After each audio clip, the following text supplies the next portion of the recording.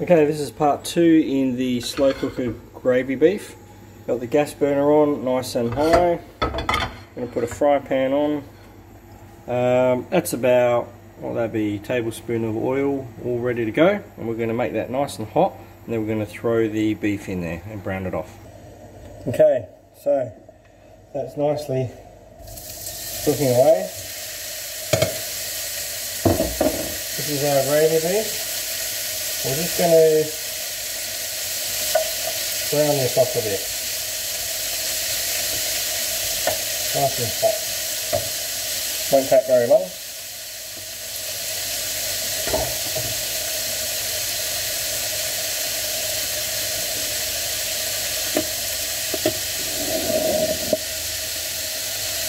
So what we're looking for is just a little bit of brown, not too much. Because if you overcook it, it will become tough. Alright, so you can see here, there's some good colour in there. You can see the colour coming along nicely. That's what we're after.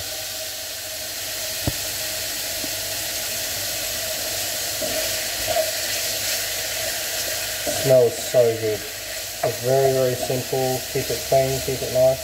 Now look, you could use other cuts of meat, but I've found in my own experience, topside steak, rump steak, things like that, it just does not give you the flavour nor the texture of meat that we're after. Whereas when you use casserole or chuck steak, what you end up with is this amazing richness, but it just falls apart in your mouth like butter. It really is beautiful. Okay, this is almost done. It's nicely browned off. It's quietened down a bit from our sizzle. That's about where we want it. So that way it's still going to be raw, which will soak in all the beautiful flavours. But as you can see there, that's what we're after. A bit of colour, but not too much. Okay, so we're going to take that out now and put it in the pot. Okay, so that there is the beef that's been transferred into the pot. Now we're going to deglaze the pan. There's all that lovely juice. And we're just going to tip all of this onion in here now. All we're looking for is just a little bit of colour. Okay, nothing too flash. Just a little bit. It's going to deglaze the pan. It's going to soak up some of those meaty flavours, meaty juices, and that will reduce it down just a little. Now the container, oh that smells so good. The container we had the onion in, we're just going to add some water to that and tip that. I think we'll go, say 500 mils.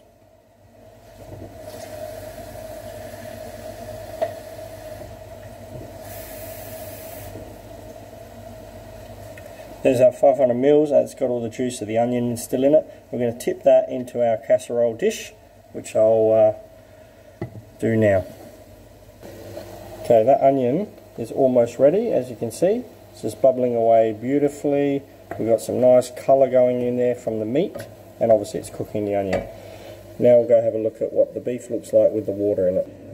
Okay, so that's what you're looking for, just a nice bit of meat. We're going to stir that all through in a moment. And maybe a bit of water, but I'll show you what we'll do.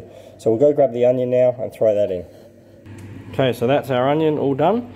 So we're going to tip that now into here. Okay, so this here is now our gravy mix with the meat in there, the 500 mils of water, the onion, the garlic, the butter, everything.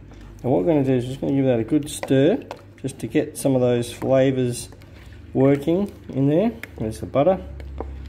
I'm going to mix it all in. Now this is the consistency here. Don't worry, by the time this cooks and reduces down, this is going to be a very thick gravy and it will reduce right down.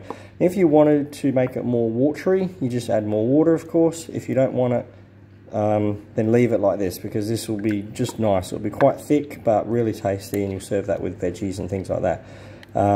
If only you could smell this right now. It just smells absolutely amazing.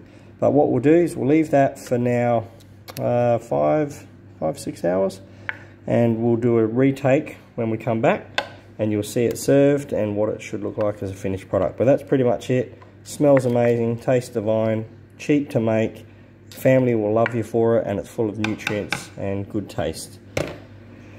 Enjoy in the next video as we have the final stage of it.